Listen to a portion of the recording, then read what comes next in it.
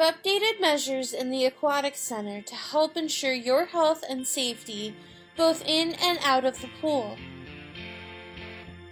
Reservations for the Aquatics Center are now required and can be made using our member portal, Empower Me.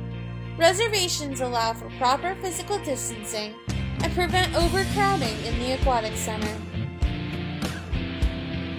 For your safety, masks are required while walking on the pool deck. However, masks should be removed prior to entering any of our pools to prevent a drowning incident. We've enhanced our cleaning protocols so you can enjoy a visit to our Aquatics Center with more confidence.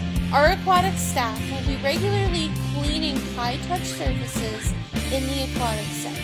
Thank you for helping us maintain a safe community within our center.